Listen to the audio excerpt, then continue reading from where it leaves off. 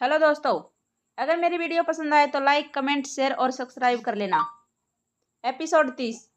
युग फिर अभिमन्यु से पूछता है, यार अभिमन्यु चुप क्यों खड़ा है, बताना ये डाउजिंग पेंडुमल क्या होता है। अभिमन्यु डाउजिंग पेंडुमल का धागा हिलाते हुए कहता है, यार देख मैं ना तुझे अच्छे से समझाता हूँ। डाउजिंग या डाउस का शब्द अर्थ होता है कि गहराई पर जाकर खोजना। डाउजिंग विधि में पेंडुमल नामक यंत्र का प्रयोग किया जाता है। इसमें एक लंबा धागा या चैन होती है जिसे नीचे लटकी हुई बाहरी नोकदार लटकने के पेंडुमल कहते हैं। अभिमन्यु अपने आसपास देखते हुए कहता है, हमारे इस ब्रह्मांड में कई तरंग मौजूद हैं जो एक दूसरे से जुड़े हुए हैं और हमारे मन में भी वह शक्ति होती है कि हम एक ही पल में इस ब्रह्मांड में कहीं भी मौजूद किसी भी तरंगों से संपर्क कर सकते हैं। जैसे रेडियो अदृश्य किरणों के ग्रहण करता है, ठीक उसी प्रकार पेंडुमल आदमी के चैनते मन के जगह विचार एवं वस्तु अदृश्य सूक्ष्म सूक्ष्म कणों का ऊर्जा को प्राप्त कर गति करके उत्तर में तक पहुंचता है। पेंडुमल ब्रह्मांडीय ऊर्जा में से जोड़कर हमारी अदृश्य बुद्धि में विश्लेषण एवं रेखाएं शक्ति को जोड़कर हमारे प्रश्नों से सही उत्तर देता है। युग अपना सर खुजते हुए कहता है, यार मेरे तो अभी भी समझ में नहीं आ रहा है कि तू क्या बोल रहा है। किस ब्रह्मांड की किन तिरंगों की बात कर रहा है, तू सीधे सीधे नहीं बता सकता क्या? इसका उपयोग क्यों और कैसे करते हैं? बता रहा हूँ यार, तू सब्र तो रख। देख, डाउजिंग ना एक बहुत पुरानी विधि है जिसका उपयोग सदियों से किया जाता है। जब कहीं पानी की खोज करनी होती है थी या फिर खोजने की तलाश या फिर बारूद सुरंग की खोज या फिर अदृश्य शक्तियों का पता लगाया जाता था, सब इसकी मदद से किया जाता था। तू ना डाउजिंग को हर ताले की चाबी कह सकता है जिसके पास हमारे हर सवाल का जवाब है। युग अभिमन्यु के हाथ में डाउजिंग पेंडुमल लेते हुए कहता है, मतलब तू ये पेंडुमल की मदद से ये यक्षिणी का पता लगाएगा। अभिमन्यु झट से कहता है, हाँ, और वो कैसे? जब हम इस डाउजिंग पेंडुमल को हाथ में पकड़ते हैं और कोई ऐसा सवाल करते हैं तो ये पेंडुमल अपने आप मोमेंट करने लग जाता है। यदि जवाब हाँ होता है तो ये सीधे हाथ की ओर मोमेंट करता है और यदि जवाब ना होता है तो उल्टे हाथ की ओर मोमेंट करने लग जाता है। मैं ना तुझे इसके पीछे का लॉजिकल बताता हूँ। देख, जैसे कि अभी मैंने तुझे बताया था कि यह ब्रह्मांड के तरंगों से बना हुआ है और इसमें हमारे सारे सवालों के जवाब मौजूद हैं। बस शर्त यह है कि हम उन्हें पता करने की टेक्निक पता होनी चाहिए। डाउजिंग उसी में हमारी मदद करता है। इतना कहकर अभिमन्यु एक गहरी सांस लेता है और कहता है, जब हम इस यंत्र को हाथ में लेकर कोई ऐसा सवाल करते हैं तो हमारे अवचेतन मन का ब्रह्मांड में घूम रही उन तिरंगों को अपने ओर आकर्षित कर लेता है और उन्हीं तिरंगों में मध्य में से यंत्र हमारे हाथों की गति करने लग जाता है। पर यह सब करना इतना आसान नहीं है जितना तू समझ रहा है। इसके लिए एक बहुत जरूरी चीज आनी चाहिए और वो है ध्यान लगाना।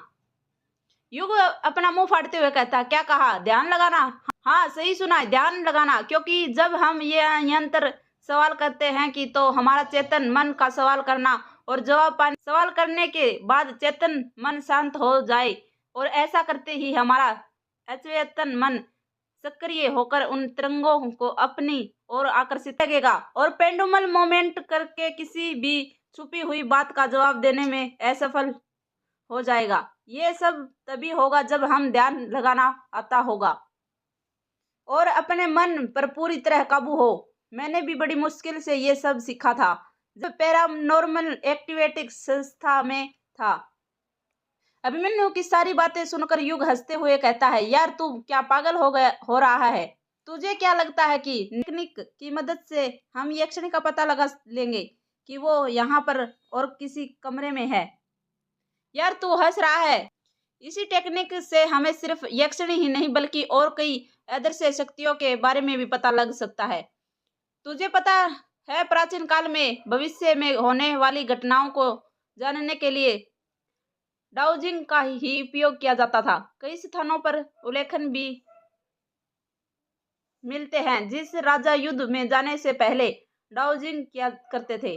दक्षिण पूर्व में लिबिया की प्राचीन गुफा में तो कुछ चरित्र भी मिले हैं, जिनमें अनेक लोगों ने डाउजिंग करते हुए कुछ लोगों को घेर रखा है।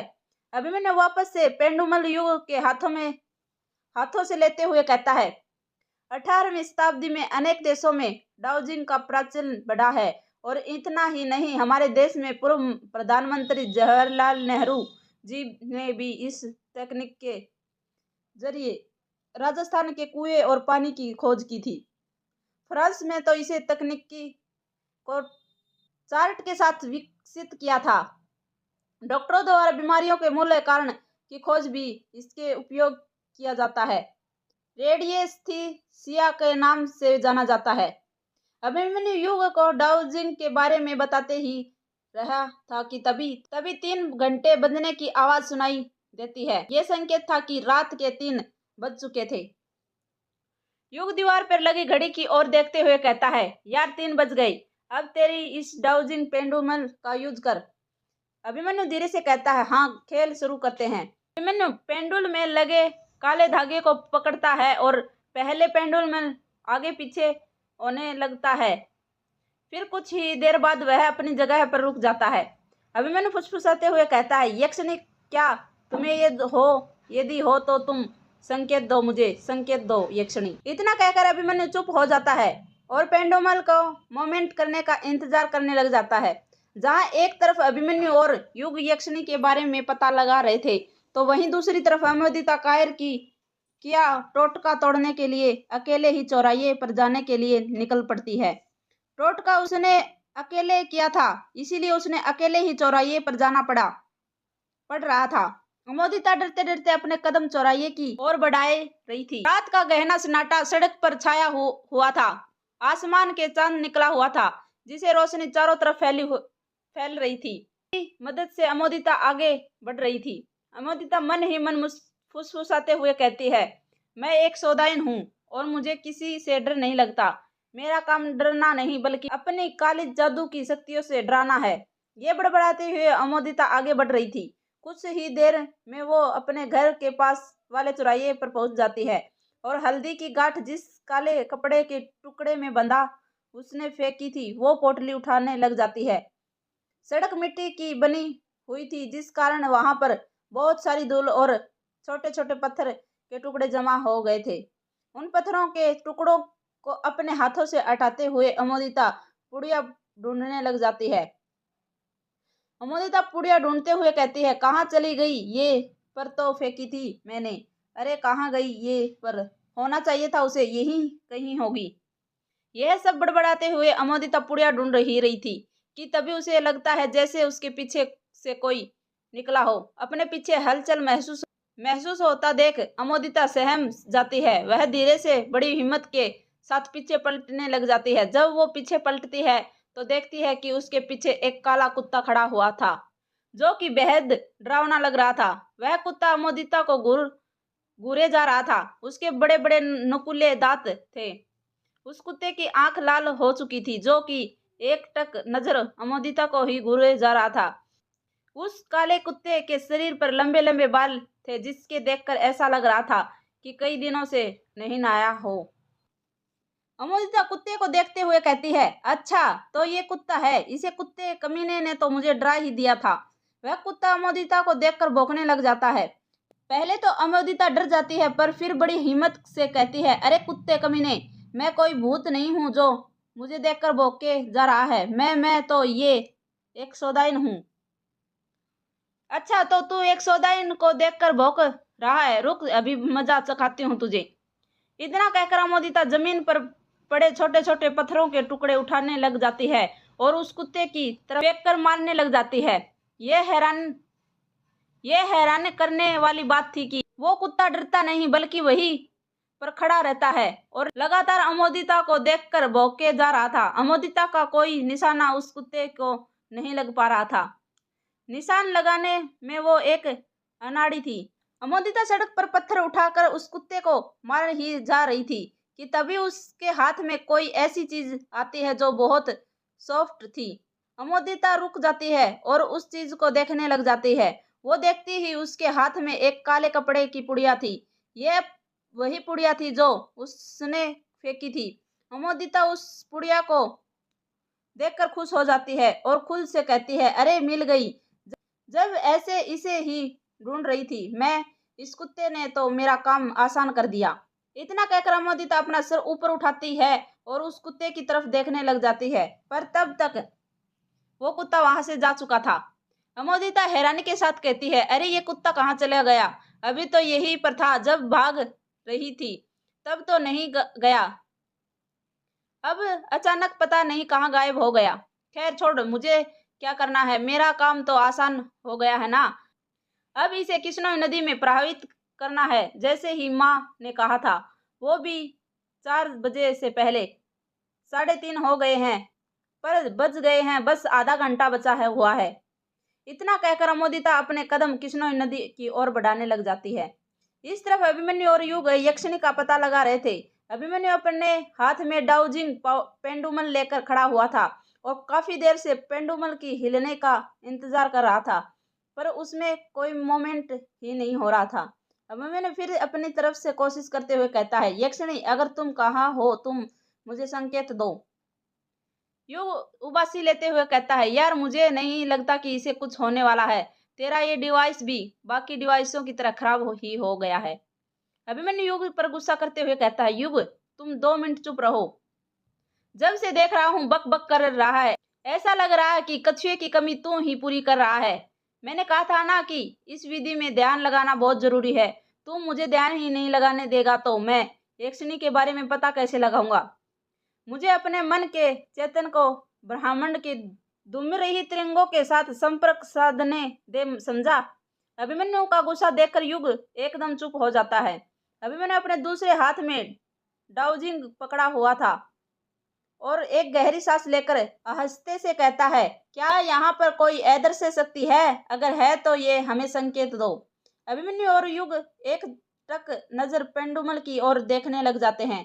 उन दोनों की नजर पेंडुमल से हट ही नहीं रही थी और देखते देखते वो पेंडुमल अभिमन्यु की राइट हैंड साइड मूवमेंट करने लग जाता है, जिसका मतलब था कि कोठी के अंदर कोई ना कोई अदृश्य शक्ति जरूर है। पेंडुमल को हिलता हुआ देखकर अभिमन्यु खुश हो जाता है और उत्साहित होते हुए कहता है, अगर यहाँ पर कोई अदृश्य शक्ति है तो मुझे बताओ वो किस साइड है, मुझे राह दिखाओ और ब्रह्मांड की तिरंगे अपना करिश्मा दिखाओ। युग वह पेंडुमल सीढ़ियों की दिशा की ओर हिलने लग जाता है। अभिमन्यु पेंडुमल की ओर देखते हुए कहता है, यार ये तो ऊपर वाले कमरे की तरफ इशारा कर रही है। युग हैरानी के साथ कहता है, इसका मतलब यह है कि यक्षिणी ऊपर वाले कमरे में है। वो दोनों टाइम वेस्ट ना करने के पेंडुमल को दिशा की ओर सीढ़ियों की तरफ बढ़ने लग जाते हैं। पेंडुमल की दिशा का पीछा करते करते वो दोनों रूम के नंबर 666 के पास पहुंचने वाले थे। वो दोनों रूम 666 के पास पहुंचने ही वाले थे कि तभी 666 रूम नंबर के बगल में जो कमरा था उसमें ही बहुत गंदगी स्मेल आने लग जाती है। वो कमरा किसी और का नहीं बल्कि युग का था। अभिमन्यु कहता है, यार ये तेरे कमरे में से इतनी गंदगी बदबू कैसे आ रही है? ऐसा लग रहा है जैसे कोई मर गया है, बॉडी सड़ने जैसी गंदी है। युग अपनी नाक बंद करते हुए कहता है, ऐसा मत बोल यार, मेरे कमरे के अंदर कायर है, वह तो मेडिसिन खा कर सो रहा है। जैसे युग ये बात बोलता है उन दोनों की ही सिट्टी बिट्टी गुल हो जाती है। वह दोनों जल्दी से युग के कमरे के अंदर जाते से ही वो बदबू और बढ़ जाती है और उनके नथुनों में घुस जाती है। जब वो कमरे में जाते हैं तो देखते हैं कि कायर बिस्तर पर लेटा हुआ था। युग एक हाथ से अपनी नाक बंद करता है और दूसरे हाथ से कायर की नब्ज चेक करने लग जाता है। अभिमन्यु पूछता है, क्या हुआ, ठीक तो है ना ये? युग कुछ देर रुक कर कहता है, हाँ यार ठीक तो है, नब्ज तो चल रही है, फिर ये इतनी गंदगी बदबू कहाँ से आ रही है? यार ये तो मेरे भी समझ में नहीं आ रही है, मुझे तो सहा ही नहीं जा रहा। अभिमन्यु और युग अपने आसपास देखने लग जाते हैं और पता करने की कोशिश करने लग जाते हैं कि वो बदबू कहाँ से आ रही थी। बदबू धीरे धीरे बढ़ती जा रही थी। अभिमन्यु और युग आसपास देख ही रहे थे कि तभी युग की नजर टेबल पर रखी पॉलिथीन पर पड़ती है। उस पॉलिथीन के करीब 20-30 मक्खियां भिनभिना रही थी।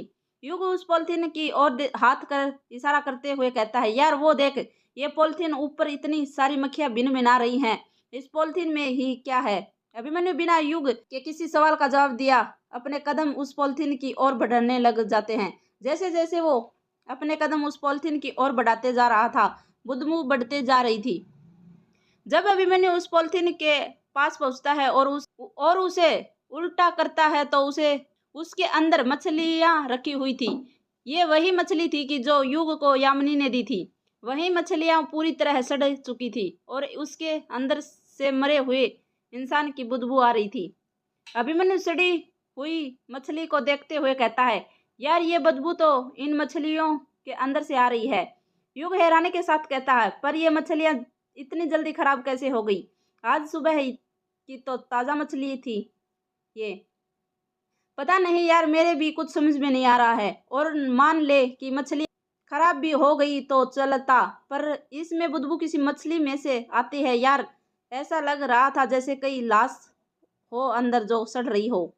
अभिमन्यु ने इतना ही कहा था कि तभी युग की नजर अभिमन्यु के हाथ के डाउजिंग यंत्र पर पड़ता है और वो देखता है कि पेंडुलम ने अपने आप मूवमेंट करना शुरू कर दिया था। युग घबराते हुए कहता है, यार वो देख, तेरा पेंडुलम फिर मूवमेंट कर रहा है। पेंडुलम कमरे के बाहर और मूवमेंट कर रहा था। वह दोनों जल्दी से कमरे के बाहर निकल जाते हैं और पेंडुलम की दिशा की ओर जाने लग जाते हैं। वह दोनों रूम नंबर 666 के सामने आकर रुक जाते हैं। पेंडुलम और रूम नंबर 666 के अंदर की ओर संकेत कर रहा था। युग और अभिमन्यु ये सब देखकर पसीना पसीना हो गए थे। अभिमन्यु गहरी सांस लेते हुए कहता है, इसका मतलब यह हुआ कि यक्षिणी आजाद नहीं हुई है, वो यहीं इस कमरे के अंदर कैद है। यूं कुछ सोचते हुए कहता है, पर यक्षिणी आजाद क्यों नहीं हुई? हमने तो गेट खोला था ना। धन्यवाद दोस्तों। अगर मेरी वीडियो पसंद आए तो लाइक, कमेंट, शेयर और सब्सक्राइब कर लेना।